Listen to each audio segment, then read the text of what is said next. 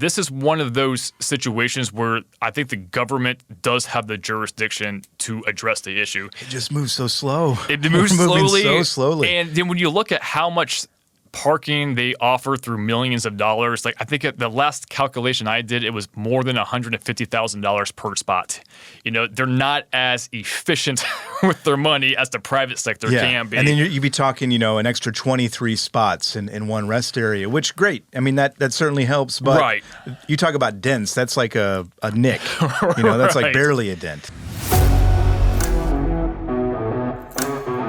Every time we get together for one of these segments, we talk about the latest ins and outs of the truck parking crisis, what the federal government is doing, what the states are doing. We talk about private companies and truck stops and how they're adding additional truck parking spots here and there. And we also talk about how we're making dents in this massive problem, this problem of the truck parking crisis. The progress, as we know, is quite slow. I bring this up because I know you've been thinking about this, and you're always thinking about this, really, but you've been thinking about this in a new context, looking at these private companies now, paid parking. And I know you've kind of landed in, I don't know if you've landed on a conclusion, or Sure. you're kind of toying with this idea that maybe this is going to be the way that we kind of get out of this. I won't put words in your mouth. I'll kind of let you take the ball here and run. But Sure. This is something you've been thinking about, and you think it might be an actual maybe solution. Yeah, so let's give a little background here. So, there are about 313,000 truck parking spaces based on the last bit of information we had. About 90% of all of those truck parking spaces are from truck stops, the private sector. So, needless to say, kind of as you alluded to, the solution to the truck parking crisis is going to rely heavily on the private sector but historically the private sector has addressed truck parking via truck stops. Your Loves, your Pilot, Travel Centers America, so on and so forth. But for decades, the private sector has had a pretty sweet deal with truckers, which is in exchange for free parking, truckers will spend money on food, fuel and food, yep. and whatnot. So everybody wins. Truckers get a one-stop shop for rest and fuel and whatnot, and these entrepreneurs earn money, job growth in the local community, whatnot. However, so over the past decade, it's probably been longer than that, to be honest with you, the truck parking shortage across the country has gotten worse, kind of to the point to where it's kind of a dire situation. And that situation is being exacerbated by local governments who don't want truck stops in their town. You and I have talked exhaustively yes, we have. about that issue, right? So consequently, this void exists in the freight market. And, kind of as the saying goes, necessity is the mother of invention. And that quote's kind of going to make sense here pretty soon. Okay, we'll circle back to it. We'll circle back to that. So, the key to a profitable business is to provide a product or a service that fulfills a need. That's kind of the idea of a business. And so over the past several years, entrepreneurs, I think they've just realized that there is such a dire need for parking that they can make money by offering truck parking and truck parking only. And that's kind of the trend that I've been noticing lately. So that need, it's just so great that there's no incentive to offer amenities like fuel being a big one, but even food, showers, bathrooms. I think bathrooms might be one of the exceptions, and we'll get into that as well. Sure. But yeah, so those things are unnecessary financial burdens where you can just easily make millions of dollars by just paving a lot and then paying or charging for parking. So that is the shift that I am seeing. So it's kind of the shift towards parking, the parking aspect being the sole revenue generating service that's being provided. And so, as I mentioned just a bit ago, parking itself has never really been a business, all right? So fuel and food has been the business, right? Yep. Free parking, which is provided to entice truckers to kind of spend money on the business. But I think today investors are realizing that truckers, out of necessity, I guess you can say, They will pay for a place to park. They'll just pay for just a place to park their truck. And so we've seen several examples of that very recently. So Outpost, for example, now formerly a semi-stow, just received millions of dollars in Series A funding to create, which is essentially a network of truck parking facilities. Throughout the U.S., right? Throughout the U.S., right, in major corridors, nonetheless. And these are essentially yards with a restroom, to put it pretty simply. Granted, these are very secured yards. They got security fences and things like that. Absolutely. Right? I think they were going to provide some office space too. So, it's maybe an oversimplification, but for the most part, it is a yard with a restroom. Park your truck. Then we got a holding company called Contrade. I think we've recently reported on that as well. They plan on adding 45,000 truck parking spaces by essentially doing the same thing. The Truck Parking Club, that is a very popular app that everyone knows to be, the Airbnb of truck parking. But you see there's a clear trend here, in my point of view, and that trend is just, again, charging truckers for a parking spot only. So the good news is the private sector will be able to create tens of thousands of truck parking spaces, in a relatively short period of time, too. Yeah. So that could substantially put a substantial dent, at the very least, a substantial dent in a truck parking crisis, Yeah. And I see both sides of this. Sure. And obviously that's the good side of the coin. The other side of the coin is fuel prices are up. It's not easy. Cost of operations is up, as we've reported on before.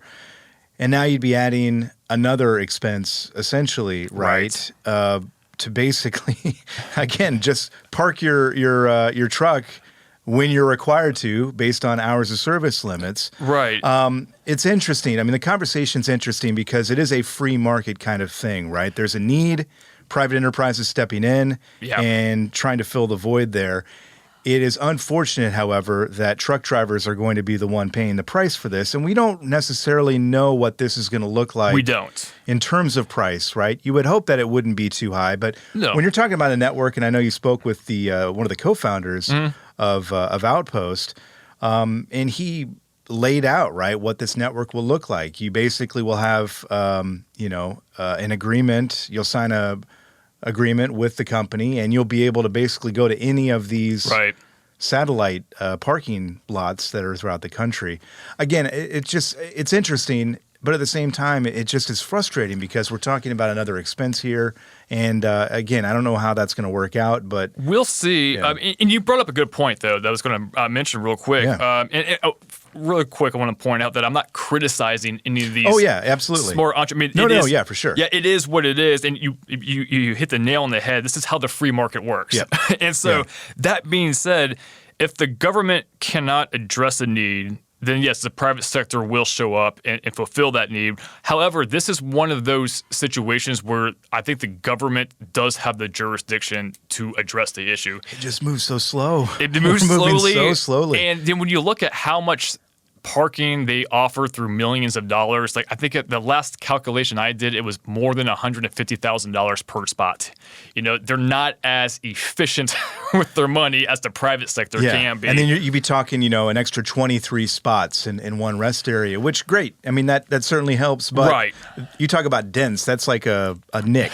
That's like barely a dent. So, but yeah, that's kind of what I wanted to point out. It's like the trend, I think at the current rate we're going, reserved paid parking in a parking yard is kind of going to be the future of truck parking, for better or for worse. I think that comes with some advantages and disadvantages.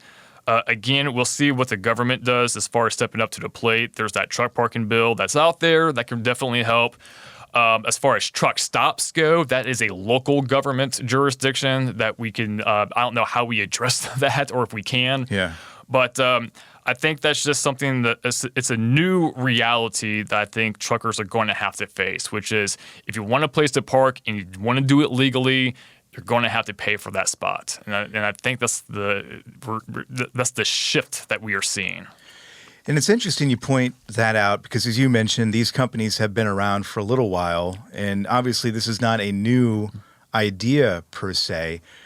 But to your point, it does feel like we've got some momentum behind this idea with Outpost, with the other company whose name I cannot remember right now. Contrade, thank you.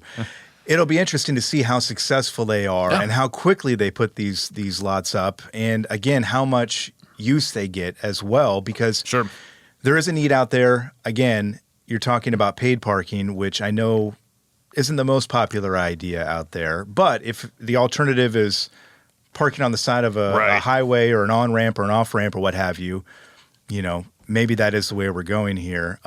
But you kind of see this as a turning point. You kind of see that this is maybe something that is going to really take off here. I do think it's going to take off. And again, I think the benefit here is it will meaningfully address the truck parking shortage. And I think at the end of the day, that is the most important thing. The amenities, I do think, are necessary. We talked about that before with the survey about what truckers want, that basically say they just want a place to eat and rest and shower. Those will still be available. I think what these truck parking yards are going to offer is basically a last-minute decision. When you can't find that spot at a truck stop or anywhere else you would like to go, there's going to be these giant yards. And these are going to be giant yards. We're talking hundreds and hundreds of parking spots in one location, strategically located too. And so it's just going to be one of those things to where, you're going to have the truck stops available, but when they're not, you're going to have these private sector yards that are going to be like, hey, I know this sucks. You don't want to have to pay for it, but we got a spot for you right here. We'll always have a spot for you right here. And just utilize that when you need to, because like you pointed out, it's either that or park illegally, and not only will that cost you money, but we have seen situations where that has cost truckers lives. And it's just so you don't, that's just something that no trucker wants to face. And again, the private sector, they're stepping up to the plate, and they're doing what they're known to do, which is seize the opportunity here. Yeah, we always talk about too that it's going to take a village. We've got private enterprise here. We talk all the time about the slow-moving federal process. States are talking about this. It seems like more and more attention is being directed toward this problem, which is encouraging. So, in an ideal world, we've got these private companies coming in and putting these big yards in. It would be great if the truck parking bills in the House and Senate went through, and we've got that going. And then we'd have states. It seems like they're picking up some of the slack here. We don't live in a perfect world. I'm just saying that in a perfect world, it would be nice that if all of these things came together relatively quickly in the next couple of years, and then 2 years from now when we're sitting here talking, we're talking about, hey, all the problem areas that we see now, all the hot spots, we've only got a few here and there, and they're being addressed, and we're getting there. Again, perfect world. I don't know if we're going to get there, but it is an interesting thing. And really, I know you're tracking this, and you'll continue to keep us updated as well. But we appreciate you keeping an eye on this, and we'll see where it goes. Maybe we'll get to a perfect world. I don't know, Tyson. Maybe I'll be more optimistic next time around. Optimistic world. Yes, let's go with that. So. Tyson, we appreciate it. Thanks so much. Good. Thanks for having me here.